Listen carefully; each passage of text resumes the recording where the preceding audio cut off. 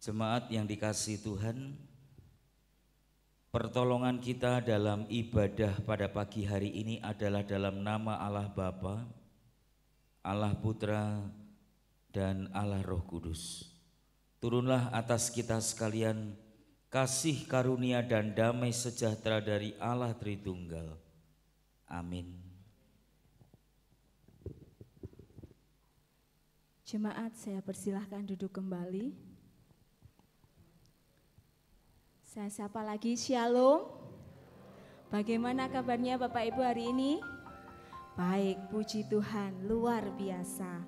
Bapak Ibu yang dikasihi Tuhan, kita bersyukur jikalau pada pagi hari ini kita boleh diberi kesempatan lagi untuk kembali beribadah. Saya akan membacakan nats pembimbing pada pagi hari ini yang terambil dari 1 Korintus pasal yang ke-9 ayat yang ke-18. Kalau demikian, apakah upahku? Upahku ialah ini, bahwa aku boleh memberitakan Injil tanpa upah, dan bahwa aku tidak mempergunakan hakku sebagai pemberita Injil. Nats berita anugerah pada pagi hari ini terambil dari Roma pasal 6 ayat yang ke-7 sampai yang ke-8. Demikianlah firman Tuhan. Sebab siapa yang telah mati, ia telah bebas dari dosa. Jadi jika kita telah mati dengan Kristus, kita percaya bahwa kita akan hidup juga dengan Dia. Amin. Marilah kita siapkan hati kita. Kita akan bersama-sama memulai ibadah kita pada pagi hari ini. Kita mau menaikkan setiap ucapan syukur kita melalui setiap pujian yang akan kita naikkan pada pagi hari ini. Kami mau bersyukur Tuhan atas kasih anugerah Tuhan yang begitu besar di dalam kehidupan kami. Ku bersyukur Bapa.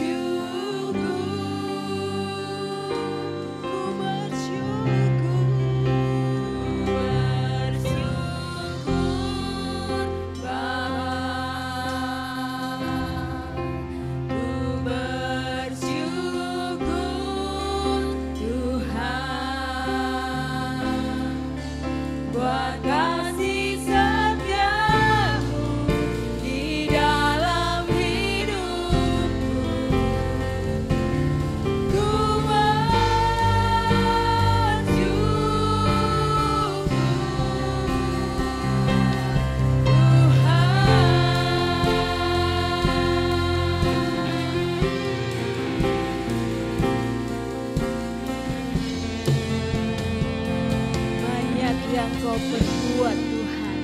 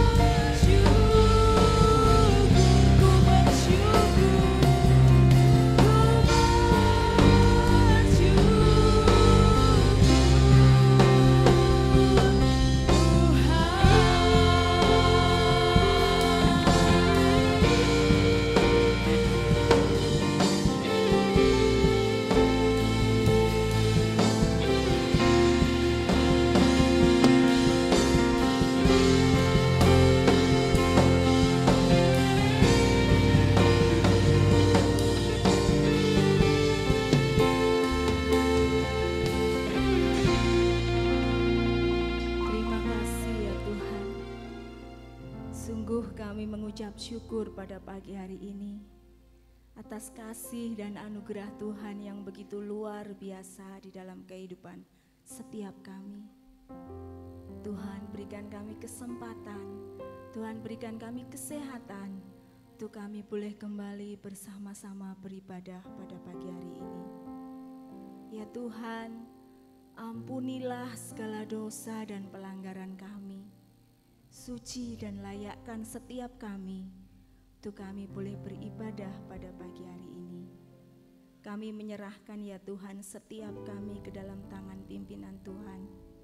Baik kami yang melayani, baik kami semua anak-anak-Mu ya Tuhan. Pimpin setiap kami, kuasailah setiap kami, sehingga kami boleh memberikan yang terbaik untuk kemuliaan nama Tuhan. Terima kasih ya Tuhan. Kami menyerahkan ibadah kami pada pagi hari ini. Hanya di dalam satu nama Tuhan Yesus kami sudah berdoa. Amin.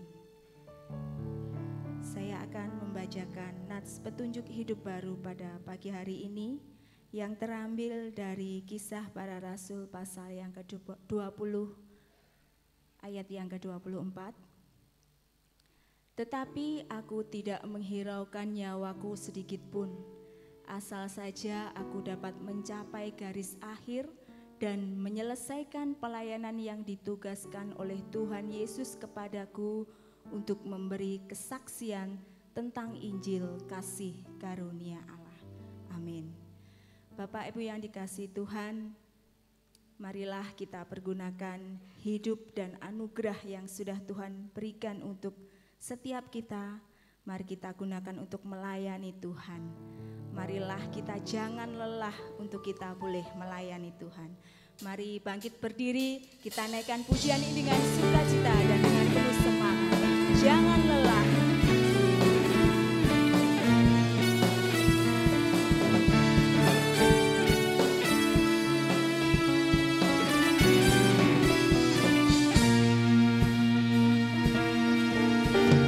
Jangan lelah bekerja di ladangnya Tuhan. Roh Kudus yang beri kekuatan, yang mengajar dan menopang.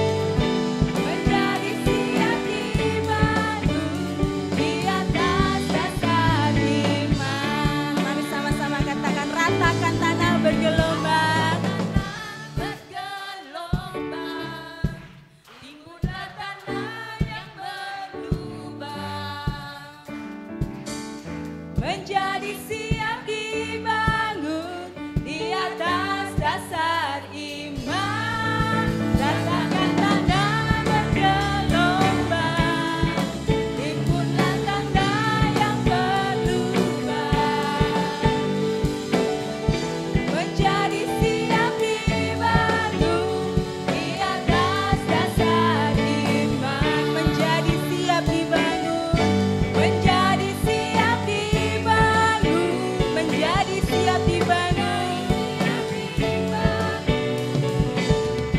menjadi siap dibangun di atas dasar iman. Haleluya.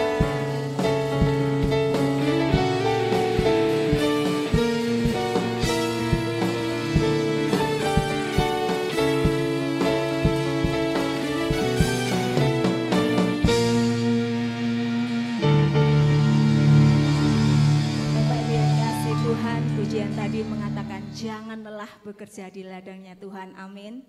Marilah kita ceritakan kemuliaan Tuhan supaya semakin banyak jiwa-jiwa yang dimenangkan oleh Tuhan.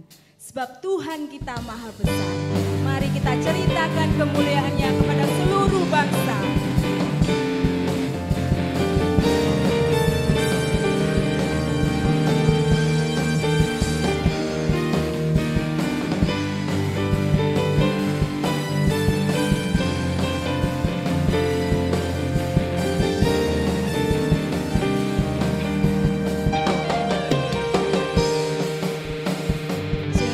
Ceritakanlah kemuliaannya.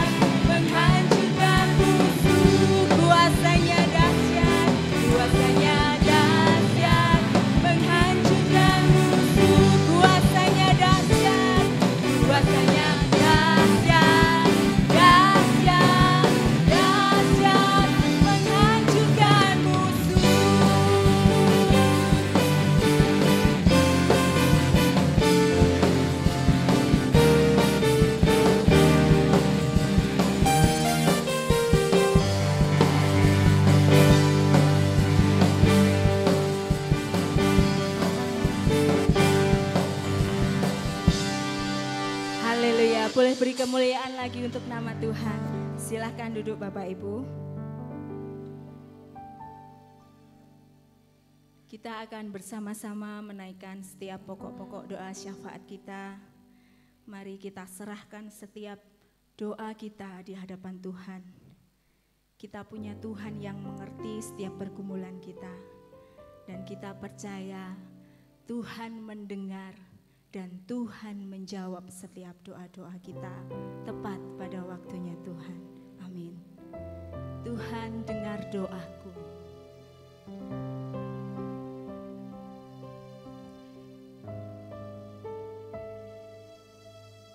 Mengenalmu di hidupku, anugerah indah bagiku, dan tak akan pernah terganti.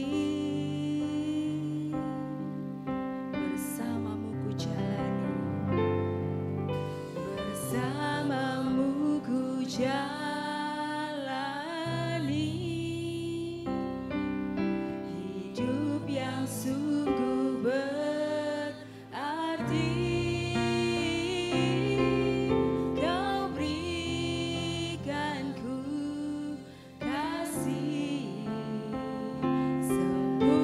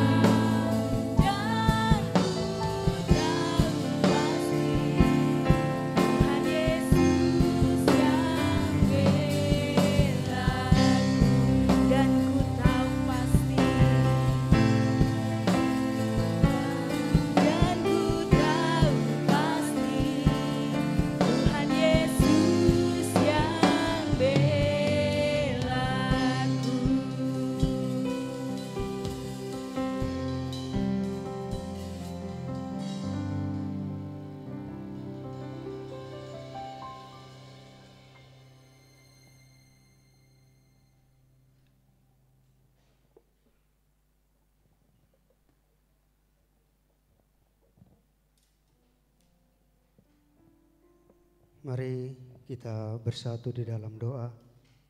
Ya Allah Bapa kami yang di surga, kami sangat bersyukur kepadamu buat kasih dan anugerah-Mu di dalam kehidupan kami ya Tuhan. Dan ya Tuhan, pada saat ini kami mau datang menyerahkan setiap pergumulan hidup kami, setiap apapun yang kami alami ya Tuhan, kami mau serahkan ke dalam tangan kuat kuasa-Mu ya. Kiranya Engkau memberkati ya Bapa. Ya Bapa, kami mau menyerahkan buat saudara-saudara kami yang terbaring di rumah sakit, yang mengalami sakit. Kiranya Engkau memberkati mereka, kiranya Engkau menjamah, kiranya bilur-bilur-Mu yang terus mengalir bagi mereka, dan kiranya Engkau menyembuhkan mereka agar mereka dapat sembuh dan bisa memuliakan nama-Mu ya Bapa. Ya Bapa, kami juga berdoa buat jemaat-Mu yang mungkin mengalami masalah dalam keluarga mereka, di dalam setiap pergumulan, baik itu ekonomi. Kiranya Engkau memberkati, Engkau menolong mereka, Engkau bersama-sama dengan mereka, dan kiranya Engkau memberikan mereka jalan keluar agar dapat menyelesaikan masalah itu dengan jalan yang terbaik yang Engkau berikan kepada mereka ya Bapa. Tuhan, kami juga berdoa buat setiap majelis, setiap pengurus komisi, setiap aktivis hamba-hamba Tuhan yang melayani Engkau. Kiranya Engkau memberikan mereka hikmat, kekuatan, kesehatan, kesehatian dan kesatuan di dalam melayani Engkau ya Bapa. Berkati keluarga mereka, pekerjaan, tanggung jawab yang diberikan, biarlah mereka bisa dapat bekerja dan penuh tanggung jawab di hadapan Engkau ya Bapa. Tuhan, kami serahkan terus untuk jemaat Tuhan ke dalam tangan kuat kuasa-Mu ya Bapa. Ya Tuhan, kami juga berdoa buat pekabaran Injil dimanapun hamba-hamba Tuhan berada, para misionaris berada. Kiranya Engkau menolong mereka di dalam setiap pergumulan mereka dalam memberitakan Injil. Kiranya Engkau memberkati ya Bapa. Berkati setiap metode-metode yang mereka gunakan, apapun media-media yang mereka gunakan. Kiranya Engkau menolong ya Tuhan, agar melalui metode media yang mereka gunakan dan sarana-prasarana yang mereka butuhkan, kiranya Injil dapat diberitakan dan banyak jiwa dapat diselamatkan dan datang kepada Engkau serta menyembah dan memuji nama-Mu ya Bapa. Ya Bapa, kami juga berdoa buat setiap lembaga-lembaga misi yang ada di Indonesia, baik itu STT maupun lembaga-lembaga. Kiranya Engkau memberkati, biarlah melalui lembaga-lembaga ini Engkau mengutus para hamba-Mu, para misionaris untuk memberitakan Injil kepada suku-suku yang mungkin belum mengenal Engkau, suku-suku yang terabaikan, yang belum mendengar kabar baik-Mu. Kiranya suku-suku ini dapat diselamatkan ya Bapa. Tuhan, kami juga berdoa ya Tuhan buat Pos PI, Puncak Laban dan Jatimulyo, yang dimana itu semua karena pemberitaan Injil.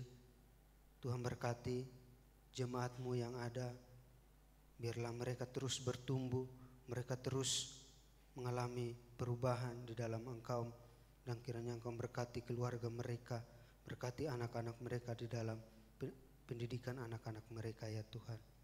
Dan juga kami berdoa buat hamba-hamba Tuhan yang melayani di sana. Kiranya Engkau berkati mereka, Engkau menolong mereka di dalam setiap tugas tanggung jawab yang diberikan. Biarlah mereka dapat mengerjakan dengan takut akan Engkau ya Bapa. Dan Engkau juga memberkati keluarga mereka ya Tuhan. Ya Tuhan, kami juga tidak lupa berdoa buat Kota Tulung Agung ini, terkhususnya di tempat ini. Kiranya Engkau berkati, biarlah Engkau menolong Kota Tulung Agung ini, agar Kota Tulung Agung ini menjadi kota yang damai, kota yang penuh dengan berkat-Mu ya Tuhan. dan juga berdoa buat hamba-hamba Tuhan yang ada, orang-orang Kristen yang ada di Kota Tulungagung ini, biarlah menjadi saksi, menjadi pemberitamu bagi orang-orang yang belum mengenal Engkau, agar melalui kehidupan kami orang-orang bisa melihat Kristus ada dalam hati kami dan mereka dapat percaya kepada Engkau ya Tuhan. Dan Tuhan, kami juga berdoa buat bangsa dan negara. Kami serahkan bangsa dan negara kami ke dalam tangan kuat kuasa-Mu. Berkati para pemimpin yang terpilih. Tuhan berkati dari yang tertinggi sampai terendah. Engkau menolong mereka dalam setiap tugas tanggung jawab yang diberikan kepada mereka. Biarlah mereka dapat melaksanakan tugas tanggung jawab itu dengan penuh takut akan Engkau ya Tuhan, dan membawa bangsa ini lebih takut dan lebih dekat dengan Engkau ya Bapa. Ya Tuhan, kami serahkan semua pokok doa kami ini ke dalam tangan kuat kuasa-Mu. Hanya dalam nama Tuhan Yesus Kristus yang telah mengajarkan kami doa Bapa kami. Bapa kami yang di surga, dikuduskanlah nama-Mu, datanglah kerajaan-Mu, jadilah kehendak-Mu di bumi seperti di surga. Berikanlah kami pada hari ini makanan kami yang secukupnya, dan ampunilah kami akan kesalahan kami, seperti kami juga mengampuni orang yang bersalah kepada kami. Dan janganlah membawa kami ke dalam pencobaan, tetapi lepaskanlah kami daripada yang jahat, karena Engkau yang punya kerajaan dan kuasa dan kemuliaan sampai selama-lamanya. Amin.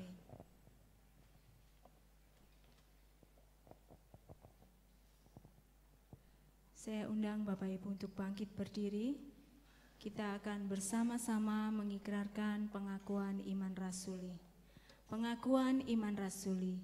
Aku percaya kepada Allah, Bapa yang Maha Kuasa, Khalik langit dan bumi, dan kepada Yesus Kristus, Anak-Nya yang tunggal Tuhan kita, yang dikandung dari Roh Kudus, lahir dari anak darah Maria, yang menderita sengsara di bawah pemerintahan Pontius Pilatus, disalibkan, mati dan dikuburkan, turun ke dalam kerajaan maut. Pada hari yang ketiga, bangkit pula dari antara orang mati, naik ke sorga, duduk di sebelah kanan Allah, Bapa yang Maha Kuasa. Dan dari sana Ia akan datang untuk menghakimi orang yang hidup dan yang mati. Aku percaya kepada Roh Kudus, gereja yang kudus dan am, persekutuan orang kudus, pengampunan dosa, kebangkitan tubuh, dan hidup yang kekal. Amin. Bapak Ibu, saya persilahkan duduk kembali.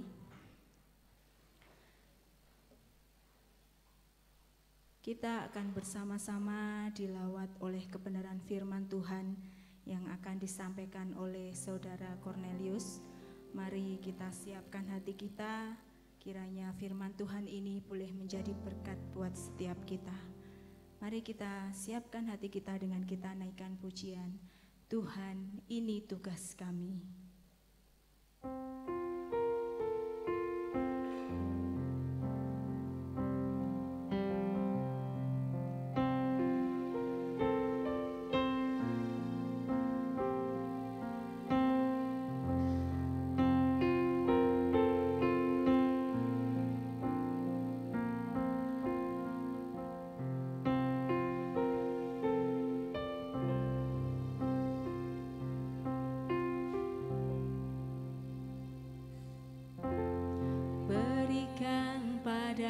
Kami hati yang mengasihi jiwa-jiwa yang belum mengenal kasih Bapa. Mereka yang dalam gelap, mereka yang tersesat, hati kami seperti hati-Mu Yesus. Tuhan, ini tugas kami, beri keberanian bagi kami. Taruhlah Roh yang rela melayani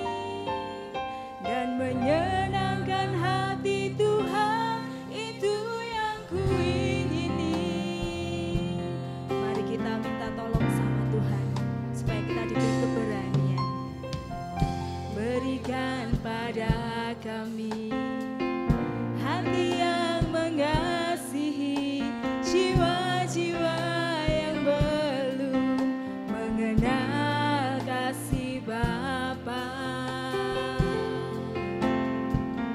Mereka yang dalam gelap, mereka yang tersesat, hati kami iba seperti hatimu Yesus. Tuhan, ini tugas kami, beri keberanian bagi kami.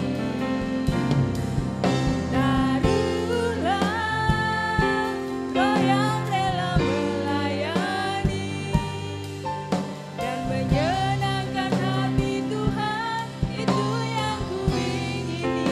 Tuhan, ini tugas kami, ini tugas kami, beri keberanian bagi kami. Taruhlah Roh yang rela melayani dan menyenangkan hati Tuhan, itu yang kuingini. Dan menyenangkan hati Tuhan, itu yang kuingini. Dan menyenangkan hati Tuhan, itu yang kuingini. Kepada saudara pemilu saya silakan.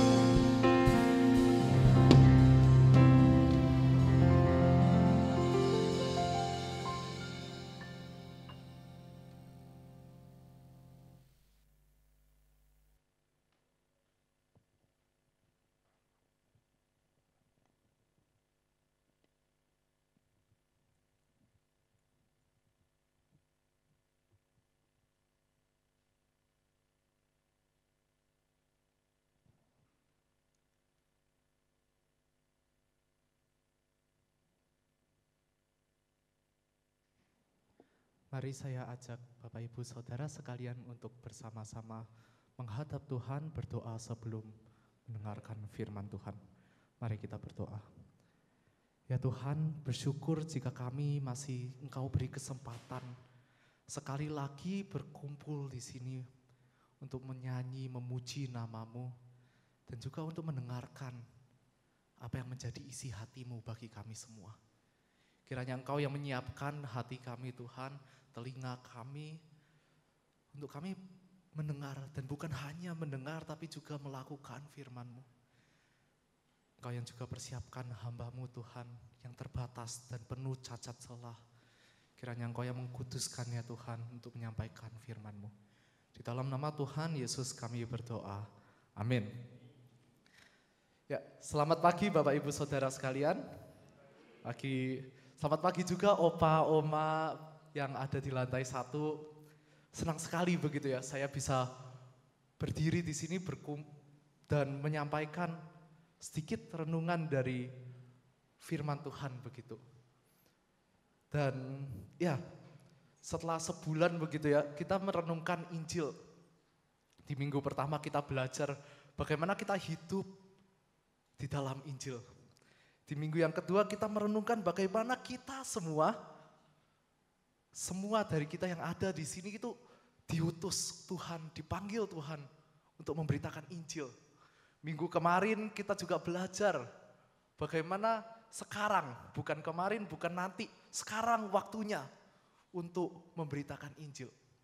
Nah, hari ini minggu terakhir kita akan belajar tentang bagaimana kita harus bergerak untuk Injil.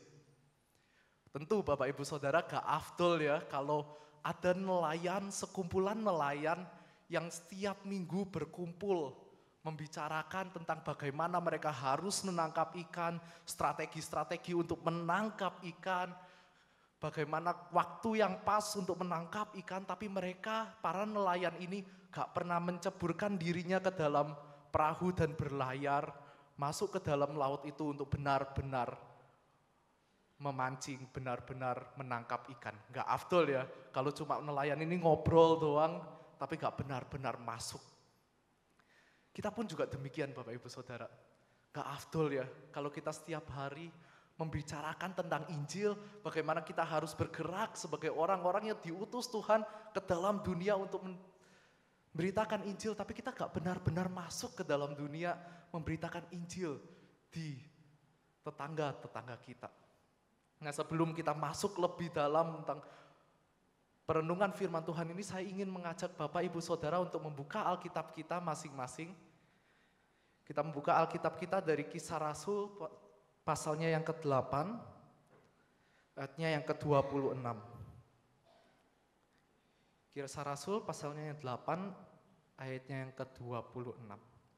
Saya akan membacakannya bagi Bapak Ibu Saudara sekalian. Kemudian berkatalah seorang malaikat Tuhan kepada Filipus, katanya, "Bangunlah dan berangkatlah ke sebelah selatan menurut jalan yang turun dari Yerusalem ke Gaza. Jalan itu jalan yang sunyi." Lalu berangkatlah Filipus, adalah seorang Etiopia, seorang sida-sida pembesar dan kepala perbendaharaan Sri Kandake, ratu negeri Etiopia yang pergi ke Yerusalem untuk beribadah. Sekarang orang itu sedang dalam perjalanan pulang dan duduk dalam keretanya sambil membaca kitab Nabi Yesaya. Lalu kata Roh kepada Filipus, "Pergilah ke situ dan dekatilah kereta itu." Filipus segera ke situ dan mendengar sida-sida itu sedang membaca kitab Nabi Yesaya. Lalu kata Filipus, "Mengertikah Tuhan apa yang Tuhan baca itu?" Jawabnya, "Bagaimana aku dapat mengerti kalau tidak ada yang membimbing aku?" Lalu ia meminta Filipus naik dan duduk di sampingnya. Nas yang dibacanya itu berbunyi seperti berikut. "Seperti seekor domba ia dibawa ke pembantaian, dan seperti anak domba yang keluh di depan orang yang menggunting bulunya, demikianlah ia tidak membuka mulutnya. Dalam kehinaannya berlangsung penghukumannya. Siapakah yang akan menceritakan asal-usulnya? Sebab nyawanya diambil dari bumi." Maka kata sida-sida itu kepada Filipus, "Aku bertanya kepadamu, tentang siapakah Nabi berkata demikian? Tentang dirinya sendiri atau tentang orang lain?" Maka mulailah Filipus berbicara dan bertolak dari nas itu, ia memberitakan Injil Yesus kepadanya. Mereka melanjutkan perjalanan mereka dan tiba di suatu tempat yang ada air. Lalu kata sida-sida itu, "Lihat, di situ ada air. Apa halangannya jika aku dibaptis?" Sahut Filipus, "Jika Tuhan percaya dengan segenap hati, boleh." Jawabnya, "Aku percaya bahwa Yesus Kristus adalah anak Allah." Lalu orang Etiopia itu menyuruh menghentikan kereta itu dan keduanya turun ke dalam air. Baik Filipus maupun sida-sida itu, dan Filipus membaptis dia.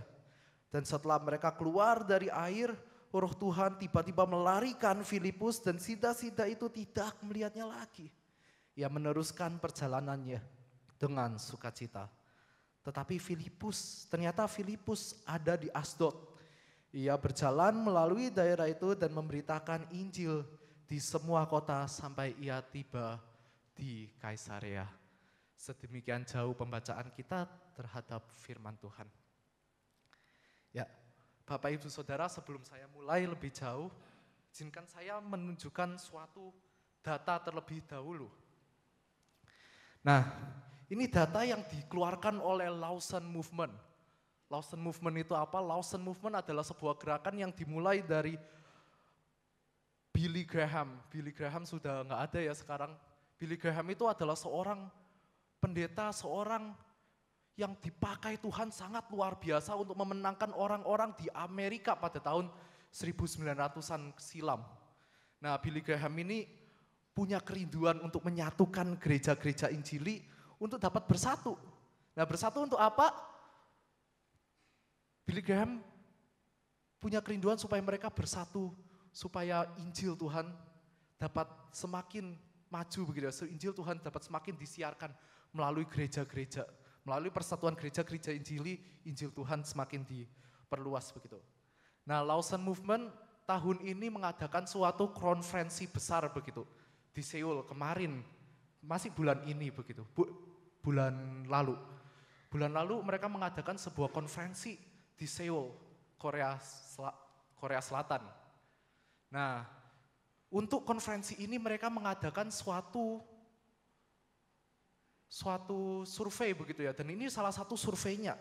Survei tentang bagaimana perkembangan Injil ke seluruh daerah gitu ya, seluruh dunia. Bagaimana Injil itu bergerak di seluruh dunia.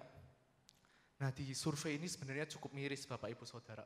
Jika kita lihat di sana 450.000 misionaris. Di seluruh dunia yang kita tinggali ini ada 450.000 misionaris Bapak Ibu Saudara. Tapi di tengah 450.000 misionaris yang ada, hanya 3% misionaris yang dikirim ke tempat yang tidak memiliki akses Injil.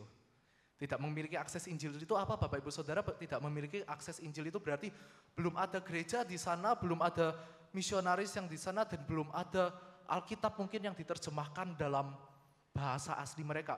Mereka belum mengenal, belum bisa mendapat akses untuk mendengar apa itu Injil. Untuk orang-orang di sini hanya 3%. 97%-nya misionaris dikirim ke suku, pulau, negara-negara yang sudah memiliki akses Injil. Bisa dilihat ya berarti cuma 15.000. Padahal orang yang belum dijangkau di seluruh dunia itu masih 3,34 miliar Bapak Ibu Saudara. Jika dihitung-hitung, saya hitung cepat, kira-kira untuk 10.000 orang yang sudah terjangkau cuma ada 1 misionaris. Tetapi untuk suku-suku, bangsa, kota yang belum terjangkau, 22.000 orang cuma punya 1 misionaris Bapak Ibu Saudara. Sangat minim. Banyak orang yang gak punya akses. Dan gak ada orang yang menjangkau mereka untuk mendengar tentang Injil. Tentu hal ini sesuatu yang memilukan Bapak Ibu Saudara. Lebih memilukannya lagi dikeluarkan data, India peringkat 1 ya, lalu Pakistan, China, Bangladesh, Nepal. Indonesia Bapak Ibu Saudara ada di peringkat 6. Peringkat 6 bukan lomba menang sepak bola, tapi peringkat 6 negara yang paling banyak orang yang belum terjangkau Injil. Ini sesuatu yang menyedihkan Bapak Ibu Saudara. Tapi juga sesuatu peluang besar untuk kita semua. Saya pernah dengar Bapak Ibu Saudara ada teman saya, dia bercerita seperti ini. Dulu dia pergi ke Singapura begitu ya. Dia pergi ke Singapura, lalu dia bertemu dengan seseorang. Orang itu bertanya, kamu dari mana? Oh, aku dari Indonesia. Lalu orang itu berkata kepada teman saya, wah, kamu harus bersyukur kalau kamu lahir besar tinggal di Indonesia. Saya mau seperti kamu, tapi saya nggak pernah bisa. Teman saya tentu kaget, apa untungnya lahir di Indonesia enakan di Singapura. Dia bertanya, kenapa enak di Indonesia? Orang itu berkata sesuatu yang menarik Bapak Ibu Saudara. Dia berkata, saya dari dulu ingin menginjili orang di Indonesia. Indonesia adalah negara nomor 1 Muslim terbanyak di dunia. Negara yang penuh dengan orang-orang yang belum mendengar Injil. Tapi saya mau ke sana, saya nggak bisa. Tapi Anda tinggal buka pintu rumah Anda, jalan keluar, di depan mata Anda langsung ketemu orang-orang yang perlu mendengar kabar baik. Bapak Ibu Saudara, kita memiliki sebuah peluang besar Bapak Ibu Saudara. Tentu kita sering mendengar tentang statement ini ya, perkataan ini. Kalau bukan kita, siapa lagi? Kalau bukan sekarang, kapan lagi? Kalau kita lihat tadi Bapak Ibu Saudara tentang bagaimana misionaris itu sangat minim, sangat sedikit. Kalau bukan kita yang memberitakan Injil itu untuk orang-orang yang di sekitar kita, siapa lagi? Kalau bukan kita yang memberitakan Injil, ketika kita keluar rumah, kita bertemu dengan orang-orang yang di pinggir jalan, ketika kita bertemu dengan para tukang becak mungkin, ojol yang kita naiki, orang-orang yang kita ketemu sapa di pinggir jalan, siapa lagi?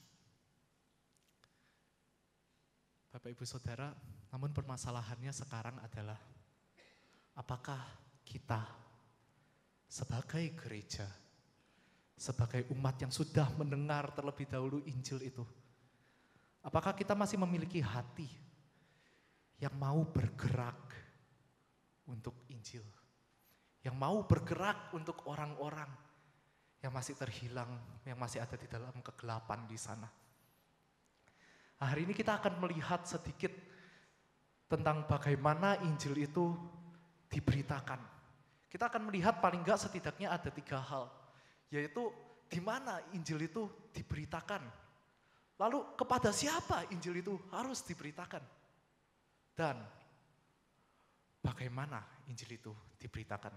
Tentu kita akan melihatnya dari teks yang sudah kita baca. Jadi mari kita mulai.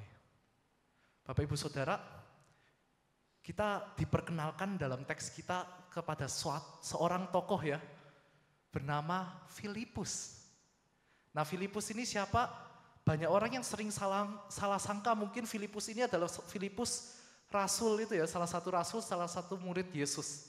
Tapi bukan Bapak Ibu Saudara. Filipus yang di sini itu Filipus yang lain. Itu kayak kalau di sini itu mungkin orang yang namanya Budi. Kan banyak ya nama orang Budi ya, ada Budi A, Budi B, Budi C gitu ya. Nah di zaman itu Filipus itu juga nama yang mungkin cukup pasaran begitu ya. Jadi ini Filipus yang lain yang bukan para rasul. Nah kita ketemu Filipus ini di mana kita bisa menemuinya di pasal-pasal sebelumnya, di pasal 6. Dia adalah salah satu orang diaken yang ditunjuk para rasul untuk merawat dan melayani janda-janda, melayani tempat meja begitu ya. Di pasal 21 juga kita bisa melihat Filipus ini disebut sebagai sang pemberita Injil, Philip the Evangelion. Seorang yang Paulus pernah nginep di rumahnya begitu. Nah, sesuatu yang menarik Bapak Ibu Saudara bagi saya bahwa dia bukan rasul. Kalau dia bukan rasul berarti dia apa? Dia jemaat biasa Bapak Ibu Saudara. Sama seperti kita semua. Tapi dia dipakai Tuhan untuk memberitakan Injil. Jika kita bertanya Bapak Ibu Saudara, jika kita bertanya sekarang, tugas siapa sih memberitakan Injil itu?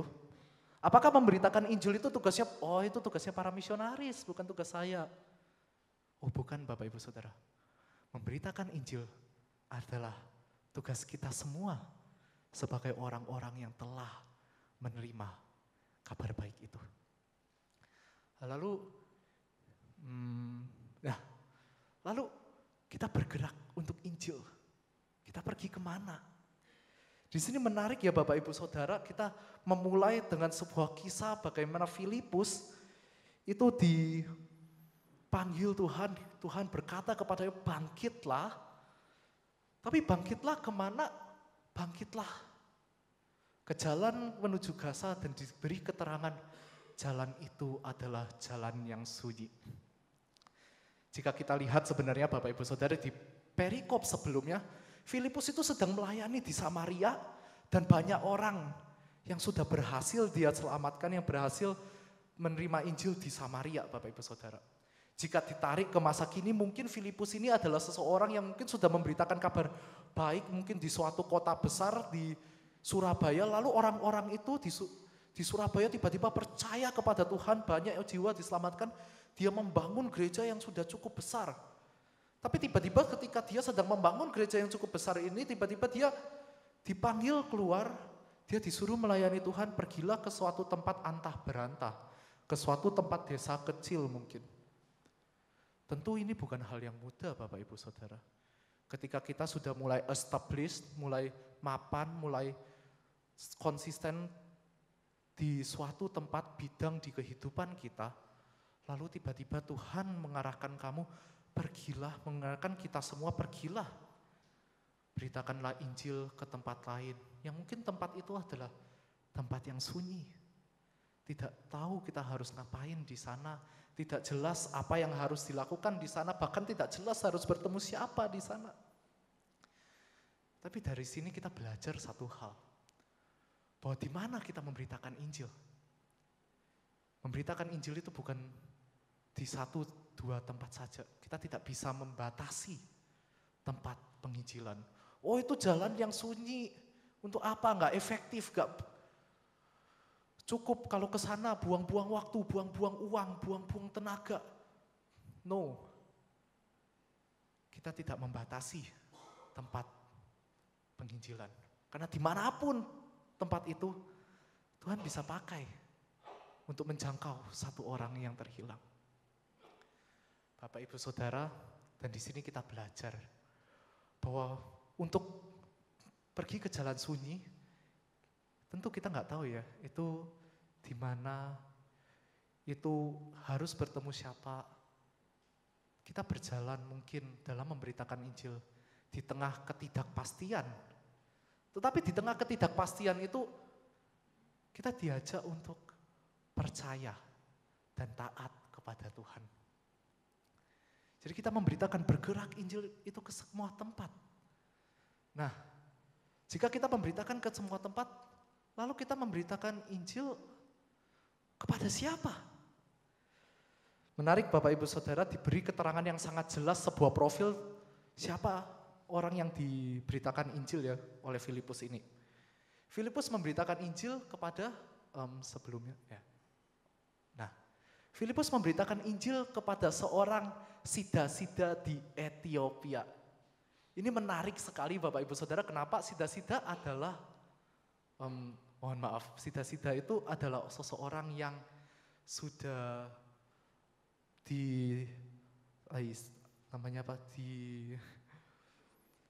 dikebiri.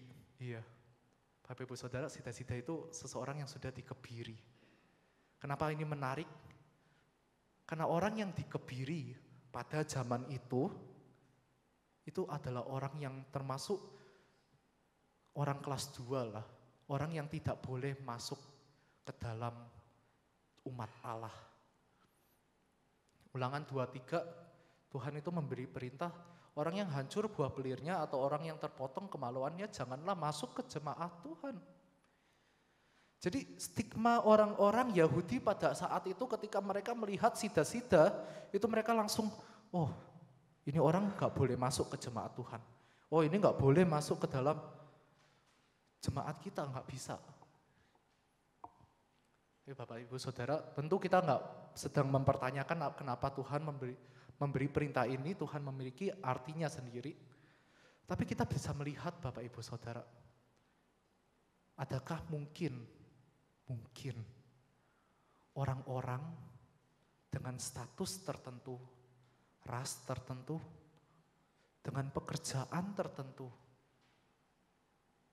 atau pribadi-pribadi tertentu yang mungkin kita kesampingkan dan dalam hati kita anggap orang ini gak layak masuk ke dalam jemaat Tuhan.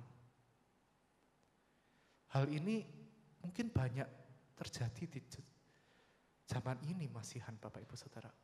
Kita belajar Bapak Ibu Saudara, bahwa kepada siapa kita bergerak untuk Injil, yaitu kepada siapapun yang Tuhan pertemukan tanpa harus memandang ras, status, pekerjaan mereka. Tuhan mau kita memberitakan Injil kepada setiap orang. Jika tadi kita sudah lihat, Tuhan mau kita memberitakan Injil dimanapun, bahkan ke tempat yang sunyi, belusukan di gang-gang kecil. Juga sekarang kita belajar siapa orang yang mau kita jangkau untuk memberitakan Injil, yaitu semua. Maka pertanyaannya berikutnya adalah, bagaimana kita memberitakan Injil?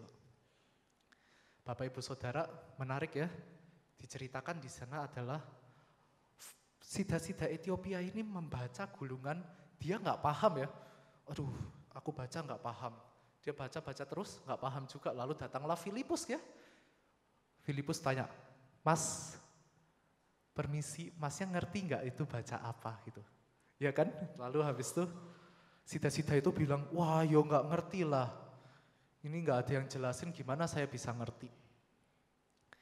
Bapak Ibu Saudara, untuk memberitakan Injil ini penting Bapak Ibu Saudara. Bagaimana kita bisa memberitakan Injil jika kita sendiri tidak mengerti dan mengetahui Injil? Akan ada orang-orang dan mungkin kita sudah menemuinya di kehidupan kita masing-masing. Ada orang-orang yang datang ke kita mempertanyakan, iman Kristen itu kok seperti ini ya? Apa sih yang dimaksud di dalam Alkitab kalau dia mengatakan kayak gini, kayak gini, kayak gini? Kepada orang-orang di luar sana, mereka mungkin belum memahami Injil. Tapi kita diajak untuk menjelaskan Injil itu kepada mereka. Jadi bagaimana kita memberitakan Injil? Yaitu dengan menerangkan Injil itu kepada mereka. Tapi bagaimana kita harus menerangkan Injil itu kalau kita sendiri belum memahami apa itu Injil? Oleh karena itu kita semua diajak sebenarnya Bapak Ibu Saudara, belajar Alkitab itu bukan cuma pekerjaannya pendeta, bukan cuma pekerjaannya Pak Yo di sini, bukan cuma kerjaannya Kak Burce atau Kak Tere atau Pak Prapto. Itu pekerjaan kita semua untuk mempelajari Alkitab dan menyuarakannya ke dunia yang ada di luar sana. Nah Bapak Ibu Saudara, jika kita sudah tadi tanya where, di mana, kita sudah juga mencari who, kepada siapa. Kita juga udah mencari how, bagaimana. Kita masuk ke why, mengapa. Kenapa Injil itu penting Bapak Ibu Saudara. Analoginya mungkin kemarin misalnya saya habis makan bakmi. Minyak enak sekali Bapak Ibu Saudara. Dan karena minyak enak saya mungkin tergerak gitu ya untuk menceritakan ke orang-orang. Tahu nggak? Di sana ada mie yang enak gitu. Mungkin saya berbicara kepada Burce atau kepada Kak Tere, di situ ada mie yang enak loh, ayo coba makan di sana. Tapi ketika saya membicarakan itu, jika saya tidak membicarakannya tentu tidak penting-penting amat ya. Toh Burce dan Kak Tere dan yang lain-lain gak bakal meninggal begitu kalau saya tidak menceritakan ada bakmi yang enak di sana. Tetapi lain cerita misalnya ketika saya ada di jalan tol, di jalan tol itu ada lubang yang sangat besar. Tentu saya harus melaporkannya. Permisi Pak, di sini ada jalan tol di koordinat ini, dia memiliki lubang yang parah. Saya harus, kenapa saya harus? Karena ini berbicara masalah nyawa. Bakmi, bakso itu nggak berbicara tentang masalah nyawa. Kalau nggak ada orang makan juga nggak masalah begitu. Tapi lubang di jalan tol ini penting untuk disuarakan. Karena ini berbicara tentang nyawa orang. Bapak Ibu Saudara, suatu saat semua dari kita dan semua orang yang kita ketemuin akan berada di dalam peti mati. Bapak Ibu Saudara, kita semua tidak terlepas siapa akan masuk ke dalam liang ini. Pertanyaannya, orang-orang yang kita sudah kenal, apakah mereka siap untuk mati dan masuk ke dalam surga? Jika kita Bapak Ibu Saudara tentu kita percaya ya dan amin. Aku percaya bahwa aku ketika meninggal masuk surga dan bertemu kembali kepada Tuhan. Tetapi bagaimana dengan tetangga kita yang ada di sebelah rumah kita? Bagaimana dengan pegawai-pegawai kita? Bagaimana dengan keluarga yang kita kenal tapi belum mengenal Kristus? Bagaimana dengan tukang becak atau tukang ojol yang lewat di depan gereja menawarkan kita untuk pulang? Ketika mereka suatu saat harus masuk ke dalam ruang kecil bernama peti mati ini, apakah mereka siap? Dan kita yang bertemu mereka setiap hari, ketika mungkin Tuhan bertanya kepada mereka, sudahkah engkau mendengar tentang Injil? Dia bilang, enggak dengar. Saya bertemu dengan orang Kristen setiap hari. Tetapi mereka tidak pernah bercerita kepada saya tentang keselamatan yang hanya ada di dalam Kristus. Ini penting untuk kita suarakan Bapak Ibu Saudara. Beda dengan bakmi tadi yang orang gak dengar gak apa-apa. Tapi ketika kita berbicara tentang Injil ini berbicara tentang nyawa orang. Apakah kita memiliki hati untuk memberitakan Injil? Atau jangan-jangan di dalam hati kita berpikir, oh yang penting saya selamat. Saya takut memberitakan Injil kepada orang itu. Nanti gimana saya ditolak? Oh nanti gimana kalau dia benci saya? Sudah saya main aman saja, saya tutup diri saya di zona nyaman saya saja. Mungkin ada juga yang bertanya, apa upahnya, apa untungnya jika menjangkau mereka? Habis banyak waktu, pertengkaran mungkin terjadi. Menanggapi hal itu Bapak Ibu Saudara, Paulus berkata, kalau demikian, apakah upahku? Upahku ialah ini, bahwa aku boleh memberitakan Injil tanpa upah, dan bahwa aku tidak mempergunakan hakku sebagai pemberita Injil. Bukankah tuh jika kita memberitakan Injil, ketika kita dipakai Tuhan untuk menjangkau orang satu ini, itu sudah menjadi upah bagi kita. Bukankah ketika seorang diselamatkan, kita melihat pertobatan mereka, ada satu tentara surga di atas yang bertepuk tangan dan bersorak-sorai karena satu jiwa diselamatkan. Bukankah Bapak Ibu Saudara ketika kita menyaksikan ada orang yang bertobat, itu sudah jauh lebih berharga dari uang miliaran yang mungkin bisa kita dapat di dunia ini.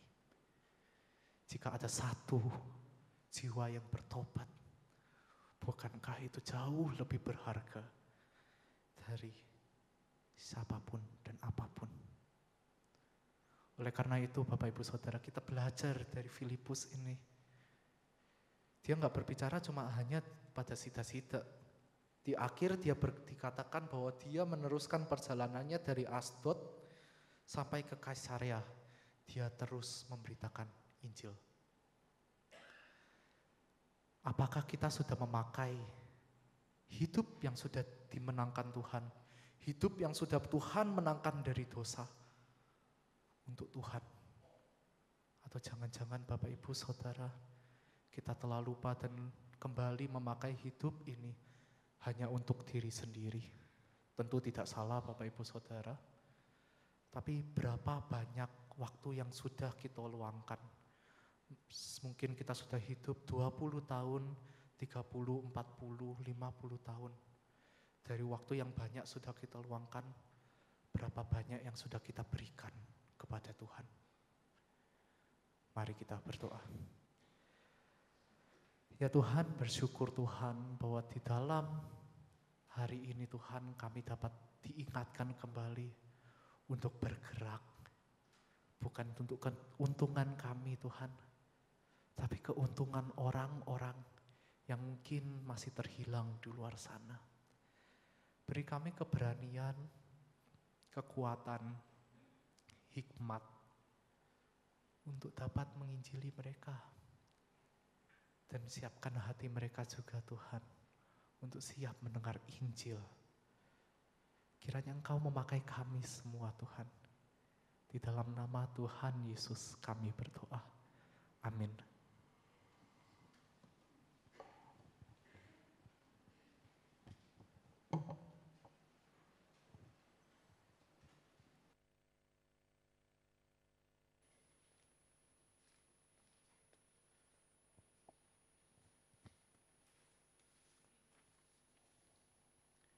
Selamat pagi Bapak Ibu, selamat datang, selamat beribadah di rumah Tuhan. Dan terima kasih untuk pelayanan dari Saudara Cornelius, kiranya boleh menjadi berkat bagi kita semuanya. Panitia Natal Gereja kita telah menganggarkan sebesar 108 juta untuk serangkaian kegiatan Natal di gereja kita. mari kita dukung dalam doa, dalam segala hal agar pelaksanaan Natal di gereja kita boleh berjalan dengan baik. Dan untuk latihan paduan suara akan diadakan usai ibadah pagi hari ini. Kegiatan persuan doa pagi, kebaktian tengah minggu, persuan komisi remaja dan ibadah hari Minggu untuk anak-anak sekolah minggu berjalan sesuai dengan jadwal. Selamat berbahagia, selamat berulang tahun untuk jemaat yaitu Ibu Sulinda, Saudari Eli Yuwana, Saudari Eka Trisnaningsih, Ibu Nini Setiawati Gunadi, Saudari Alicia Lukito, Ibu Anita Oktavia, dan Ibu Kartika Sari. Adakah nama-nama ini pagi hari ini hadir? Mohon bangkit berdiri. Oh, di lantai 1 ya. Selamat berbahagia. Tuhan Yesus memberkati. Kembali kepada liturgos.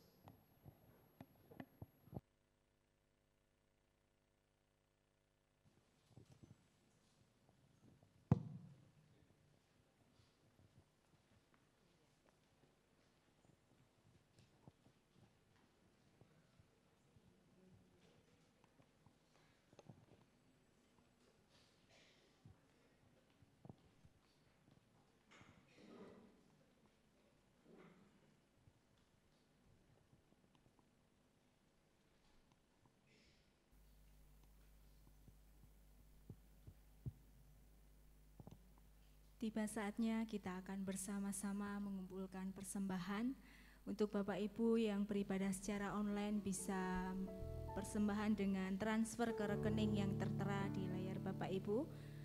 Kita akan iringi persembahan kita pada pagi hari ini dengan satu pujian, Sakjeke aku nderek Gusti.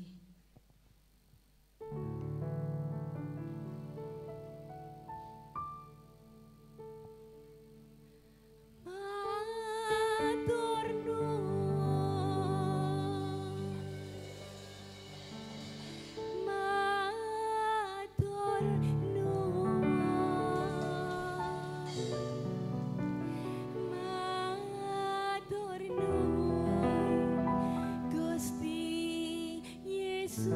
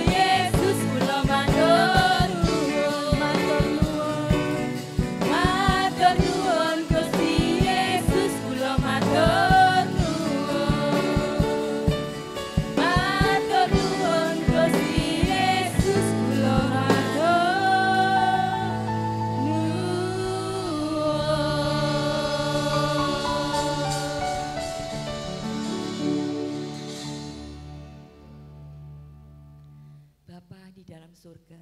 Segala puji, syukur, hormat, kemuliaan hanya bagi nama-Mu. Terima kasih Tuhan untuk pagi ini kami boleh memuji nama-Mu, dan bahkan kami juga boleh mendengarkan sebagian untuk firman-Mu. Bapa, terima kasih juga pagi ini kami boleh memberikan persembahan yang asalnya dari Engkau. Terimalah persembahan kami Tuhan, supaya dapat melebarkan, meluaskan pekerjaan-Mu di rumah-Mu ini. Juga Tuhan untuk tangan-tangan yang sudah memberi maupun yang belum bisa memberi, tolong Tuhan berkatilah mereka semua dengan kasih yang berkelimpahan dari surga. Dan juga Tuhan kami berdoa untuk para pengelola, kiranya Tuhan Yesus Engkau memberikan kejujuran dan kebijaksanaan dalam mengelola keuangan ini. Terima kasih Bapa, hanya di dalam satu nama, Tuhan Yesus Kristus, Tuhan Juru Selamatku. Haleluya, amin. Kita akan mengakhiri ibadah kita pada pagi hari ini. Doa berkat akan disampaikan oleh hambanya Bapak Pendeta Yohanes. Kita akan pujikan doksologi.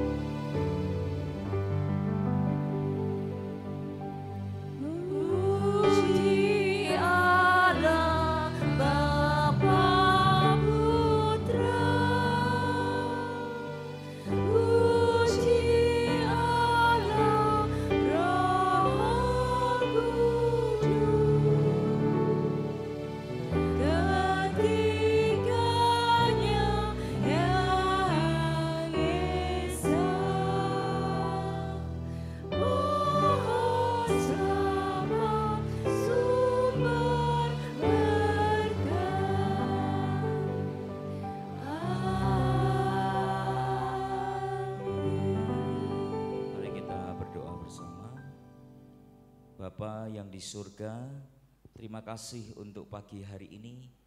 Kiranya apa yang kami terima dari Tuhan boleh terus memberikan antusiasme yang tinggi bagi kami, untuk kami boleh menjadi pemberita-pemberita Injil Tuhan. Mengingat ada begitu banyak orang-orang yang ada di sekitar kami yang sedang berjalan menuju kepada kebinasaan. Dan biarlah hati kami terus digerakkan oleh Roh Tuhan untuk kami boleh memberitakan Injil, sehingga ada semakin banyak orang-orang yang diselamatkan oleh karena iman mereka kepada kasih dan pengorbanan-Mu dalam hidup mereka. Terima kasih Bapa, kami juga terus mendoakan bagi sanak saudara kami, orang-orang yang terdekat dengan kami yang sangat kami kasihi, di mana mereka hari ini belum mendapatkan anugerah itu. Kiranya hati kami selalu terbeban untuk kami boleh memberitakan Injil itu kepada mereka, sehingga bukan hanya kami yang mendapatkan anugerah keselamatan, tetapi seluruh keluarga besar kami, sanak saudara kami juga hidup dalam anugerah Tuhan. Dan ini menjadi satu sukacita yang luar biasa dalam hidup kami ketika kami dan keluarga kami ada dalam anugerah Tuhan. Terima kasih Bapa untuk seluruh jemaat Tuhan yang sudah hadir pada pagi hari ini. Dan kiranya ketika kami meninggalkan tempat ini, penyertaan Tuhan selalu menyertai kami, untuk kami boleh menjadi pemberita-pemberita Injil Tuhan. Lewat hidup kami Tuhan, ada banyak orang dipulihkan. Lewat hidup kami banyak orang dihiburkan, dikuatkan, bahkan diselamatkan karena karya Roh Allah di dalam kehidupan mereka sekalian. Terima kasih untuk hamba-hamba-Mu yang sudah melayani pada pagi hari ini. Segala puji, hormat, syukur kami kembalikan hanya untuk kemuliaan Tuhan saja.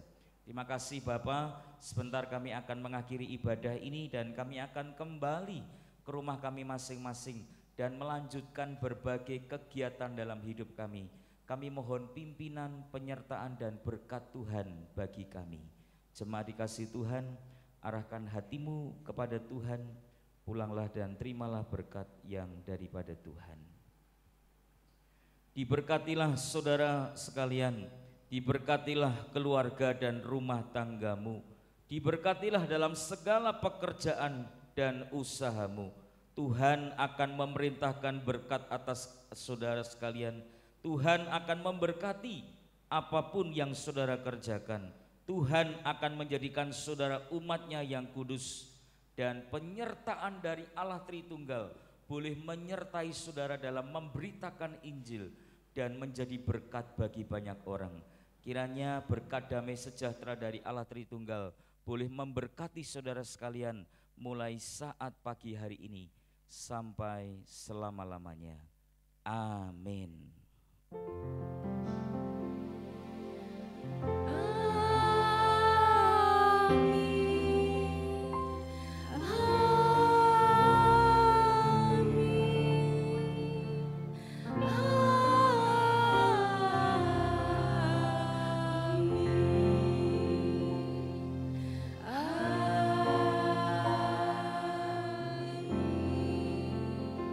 Silahkan mengambil saat teduh, ibadah selesai. Selamat hari Minggu, Tuhan Yesus memberkati.